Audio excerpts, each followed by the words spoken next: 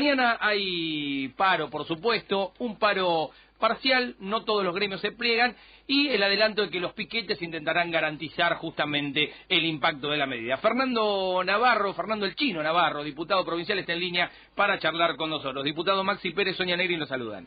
Buen día, ¿cómo están? Bien, muchísimas gracias por atendernos. ¿Cómo analiza el paro de mañana, luego de estos vaivenes, ¿no?, acerca de algunos sindicatos que sí, que no, que piquetes sí, que piquetes no?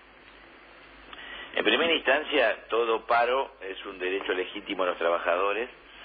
Cuando decimos paro nos referimos al derecho de huelga. Es un derecho que la Constitución prevé y que por ser de rango constitucional implica una aplicación responsable y no hacer de un instrumento de estas características un uso que lo termine desvirtuando. Que hay motivos para que los trabajadores puedan tener reclamos, protestas, críticas, es comprensible y aceptable. No quiere decir que yo comparta esas protestas o esas críticas, pero sería necio negar la posibilidad de que haya sectores del trabajo que puedan tener disconformidad. Lo que sí considero que en un momento crucial de la historia argentina, donde el gobierno nacional, que no representa al oficialismo, representa al conjunto del pueblo argentino, está negociando con sectores del poder financiero internacional una cuestión tan delicada como es la puja con los fondos buitres, con un fallo judicial irracional de un juez norteamericano, nos parece que un paro no es el momento oportuno para un paro, porque lo único que hace debilitar es a un gobierno que está negociando en favor también de esos trabajadores, o mejor dicho, de esos dirigentes que dicen representar trabajadores, que van a reclamar por determinadas cuestiones. Después, la escasa representación de los dirigentes que convocan al paro queda de manifiesto por las características del mismo. La primer tarea que realizan Moyano, Barrio Nuevo, la CTA disidente es trabajar sobre los gremios de transporte, porque lo que están buscando es la forma de que los trabajadores no puedan concurrir a su trabajo. Porque si hubiese una voluntad común del conjunto de los trabajadores para adherir a ese paro, a esa huelga, no se requeriría limitar o buscar que los medios de transporte se paralicen. Incluso la reacción ante la decisión de la UTA de no adherir al paro, con un concepto parecido al que estoy denunciando, diciendo compartimos los reclamos, pero no es el momento oportuno de hacerle un paro a un gobierno que está enfrentando una negociación y una pelea con poderes extranjeros, del poder financiero, se recurre a los piquetes, a los cortes de ruta, de puentes, de autopistas, para evitar el acceso a los lugares de trabajo, y se termina en definitiva, porque ya están las versiones circulando en redes sociales, se dicen entre líneas en los medios de comunicación, los incidentes para que nadie vaya a trabajar, más que por miedo que por compromiso o identificación con la decisión tomada. Y eso habla que hoy la dirigencia no representa a los trabajadores. A ver, diputado, hay una distancia tan abismal entre el conjunto de los trabajadores y los dirigentes que no pueden hacer un acto opositor. Opositor en términos gremiales, laborales, políticos, porque eso de que el paro es político a mí tampoco me preocupa, siempre es político. Claro. La política no es ni buena ni mala de acuerdo para dónde vaya. Lo concreto es que si yo me recuerdo, por ejemplo, los paros de Ubaldini, había cientos de miles de trabajadores que acompañaban el reclamo. Hoy si hacen un paro, salvo el activismo de los gremios, no pueden juntar 10.000 personas en ningún lugar. Sí, no creo tampoco que ningún gremio logre juntar hoy como están las cosas en Argentina, por las características que ha cobrado, ¿no? Más de 10.000 personas. Pero digo, se había adelantado justamente que el paro no iba a incluir piquetes, ¿no? Y esto me parece que fue destacado por quienes lo convocan. Y hoy parece que cambió el sentido, ¿no?, de la presencia justamente del corte de calle. ¿Desde qué lugar tenemos que entender este cambio de orientación? Por la debilidad de la convocatoria. Primero que hay una heterogeneidad en la convocatoria donde hay sectores que son absolutamente disímiles, contradictorios y que tienen visiones diametralmente opuestas del régimen sindical, de la libertad sindical, de la organización sindical, de la economía, de la política, del rol del Estado. Y segundo, con mecanismos totalmente diferentes. Que se unan tampoco es malo. Si se unieran para proponer medidas, ideas, propuestas, incluso desde la crítica para mejorar, bienvenidos sean, pero no, y además... claro que el único objetivo que tiene es perjudicar a un gobierno, perjudicar al conjunto de los trabajadores y perjudicar al conjunto de los argentinos, en nombre de algunas reivindicaciones que podemos compartir, pero que no tienen ningún sentido en este momento, ni se van a resolver, ni se van a dejar de resolver. Por eso me parece que es una medida antidiluviana, que forma parte de otra etapa. Hoy se requiere sentido común, se requiere responsabilidad, se requiere racionalidad, se requiere entender qué pasa en el mundo, en la región, en Argentina, y no está mal que los trabajadores se organicen y se expresen. Los trabajadores, lo que hoy ocurre, que la mayoría de los trabajadores no están representados por esos dirigentes que dicen ser opositores y que, repito, cuando hacen un acto, salvo el activismo de su propio gremio, no pueden juntar siquiera 10.000 personas. Diputado, varias cositas, ¿no? Como para señalar, digo, en tal caso la crisis dirigencial, yo coincido con usted en cierto punto. Evidentemente hay una crisis de representatividad. Ahora, bueno, serán los trabajadores los que tengan que tomar la decisión de modificar eso, ¿no? Digo, participando también y qué sé yo, interviniendo en algunas estructuras que parecen anquilosadas a veces. Desde esta profesión, cuando pensamos que hace, no sé, 15, 20 años que venimos hablando con los mismos personajes, ¿no?, sobre los mismos temas, sobre las mismas problemáticas, uno dice, bueno, caramba, pero no solamente en el ámbito sindical, pasa en el ámbito de la dirigencia empresaria, pasa en el ámbito de la dirigencia política, digo, en este sentido hay como una cosa medio de statu quo ahí. Ahora, esto que usted decía recién, y no lo quiero dejar pasar, ¿no?, el tema de que no los une el amor sino el espanto, digamos, ¿no?, por un lado la izquierda, por otro lado este sector, bueno, que hoy se ubica tal vez enfrente del gobierno. Ahora, lo cierto es que eso también habla de que hay una problemática real que existe, porque si no, no estarían juntos en este mismo barco, digamos, que de hecho no lo están, ¿no?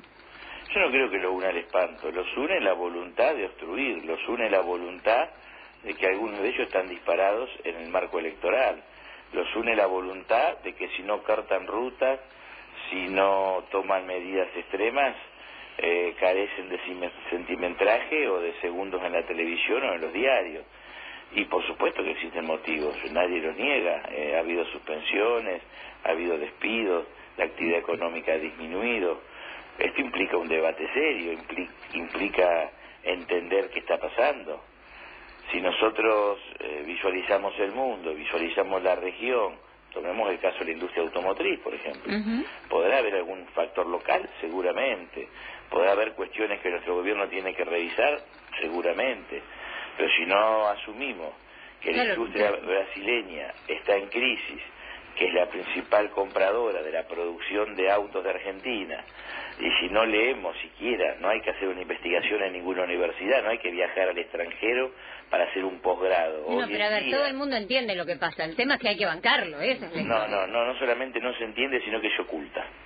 Usted no va a encontrar ningún periodista de los medios masivos de comunicación con posición dominante ligado a los grupos económicos que le diga hoy que la industria automotriz francesa, alemana y norteamericana ha retrocedido y tiene problemas de suspensión y de despido. Hay una sola industria automotriz que no ha retrocedido, porque defiende a rajatabla el mercado interno, que es la industria automotriz china. Además, industrias automotrices que aún con los esfuerzos, en el caso del gobierno nacional, de fortalecer el mercado interno, por ejemplo el plan Pro Auto, que no pueden eludir la globalización, porque hoy usted tiene autos que se arman parte en Argentina, parte en Salvador, parte en Guatemala, en Singapur, porque se ha diversificado y se ha globalizado de tal forma la producción que usted termina armando un auto con insumos que vienen de distintos lugares del mundo. Es muy difícil escapar a esa lógica. Eso, reitero, no significa que nosotros no tengamos que analizar las cuestiones locales que hacen a dificultades que podamos tener, por ejemplo, en la industria automotriz. Pero esto implica analizarlo, evaluarlo, estudiarlo, reconocerlo por lo menos. Y el paro no permite justamente una salida. No, es una medida desesperada, es como que yo me voy a esperar. Usted dice, ahora usted emite un comentario sobre mi declaración que yo no comparto, y yo en vez de discutir voy a la esquina a pelearme con usted. Es una medida adolescente, una medida irreflexible, irreflexiva, irresponsable. No tiene a ver, ¿en qué aporta hoy? Mañana, pensemos en el día viernes. ¿Qué cambió Argentina? Además que perdió un montón, la economía argentina perdió cientos y cientos de millones de pesos y hemos perjudicado a trabajadores, a cuentapropistas. Bueno, esa es una buena chance, ¿no? Discutir el viernes. ¿Sabe lo que el balance va a ser? No, tuvimos éxito, evitamos que fueran los trabajadores, entonces se van a pelear si el éxito es de los piquetes, de la decisión de Moyano, de la visión estratégica de Barrio Nuevo, si fue el Momo Venega. Son dirigentes que ya no dirigen gente. Le agradezco este contacto, diputado. Personajes del mundo sindical.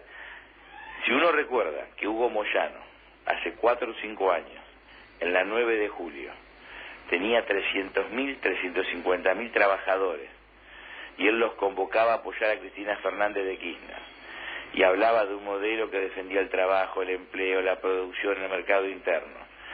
Vamos a suponer que Moyano puede cambiar de opinión, no tiene por qué pensar siempre lo mismo.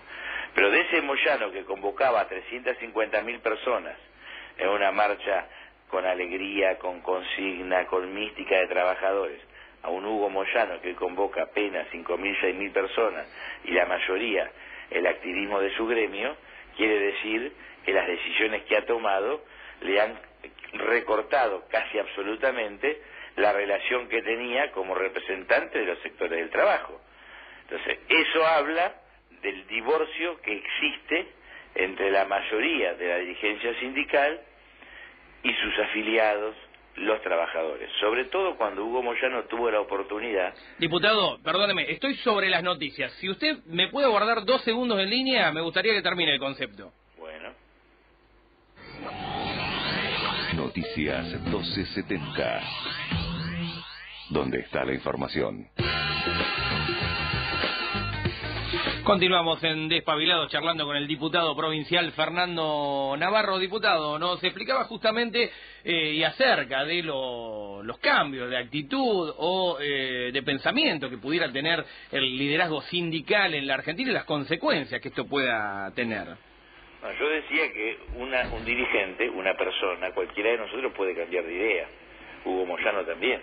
Lo que digo que en aquel momento él expresaba la defensa de un proyecto que se caracterizaba por el trabajo, el empleo, el mercado interno y consumo, él en la calle representaba a 350.000, 400.000 trabajadores. Hoy, con el discurso opositor, sin ninguna idea, con alguna consigna que uno puede compartir de reclamo, pero sin ninguna idea de fondo, no representa más de 10.000 personas en la calle. Por eso tienen que recurrir a los piquetes cuando la UTA decide no adherir al paro y va a haber colectivos. Los piquetes son el único mecanismo de evitar que las personas que vengan a la ciudad de Buenos Aires o que vayan al Gran Buenos Aires no puedan. Si usted corta el puente Avellaneda, corta la Panamericana, corta la General Paz, corta Puente La Noria, la autopista Buenos Aires-La Plata, sí, no puede ni ir ni venir. Somos rehenes de los piquetes, sino de un paro. Sí, va a haber más de 30 cortes en realidad. Por lo tanto, ¿no? Eso habla de que no hay confianza en el trabajador. La izquierda habla de la conciencia de los trabajadores. Si confiaran en la conciencia de los trabajadores, estarían organizando una marcha multitudinaria para ir a Plaza de Mayo, cientos de miles de trabajadores a reclamar un cambio de plan económico. Como eso no existe, recurren al piquete. 50, 100, 200 personas cortan una autopista. Lo que es un disparate, porque si hay un paro, está muy bien que se plantee, pero usted me tiene que dejar a mí ejercer el derecho de ir a trabajar o no. Lo tengo que decidir yo. Diputado, la última. Yo estaba redondeando. Perdón. No tuvo la posibilidad de impulsar la renovación sindical en Argentina, propiciar gradualmente una nueva camada de dirigentes que expresara y representara a dirigentes, algunos valiosos, otros discutibles, otros con claros oscuros, que muchos vienen desde el 83 para acá y algunos son anteriores. En la política, no siempre la renovación tiene la velocidad que se requiere, pero si usted analiza los dirigentes de los 90 y los compara con los del 2014, va a ver que hay muchos que ya no están y hay otros que son nuevos, lo que no significa que sean mejores. Pero ha habido una modificación y va a seguir habiendo recambio, porque además el voto cada 2 años posibilita esa posibilidad, facilita esa posibilidad. Pero bueno, esto es un tema que también excede a los trabajadores, que tiene que ver con los opositores y sobre todo con los grupos económicos, porque quien se enfrenta realmente al gobierno de la presidenta Cristina Fernández de Kirchner son los grupos económicos que están disputando ganancia, plata, poder y privilegios. Porque cuando hay tensión sobre precios y sobre la divisa como es el dólar, lo que están discutiendo es plata, ganar más. Y muchos dirigentes sindicales y muchos dirigentes políticos opositores, a sabiendas, o porque diría Arturo Jaureche, están asonzados, son funcionales a esos intereses. No es casual que hoy el señor Hugo Barrionuevo, adalid de la destrucción del Estado y el aparato productivo en los 90, a quien el propio Hugo Moyano enfrentó en aquel momento una actitud muy digna, cuando del MTA y la CTA de Germán Abdala enfrentaban la destrucción del Estado y el aparato productivo, ambos, unidos hoy, van al estudio de TN a lanzar el paro. No lo hacen en una plaza, en una cancha de fútbol, en la CGT, van a TN. Bueno, eso habla de a quién responde. Diputado, le agradezco esta comunicación con la radio pública de la provincia. No, por favor, gracias a ustedes.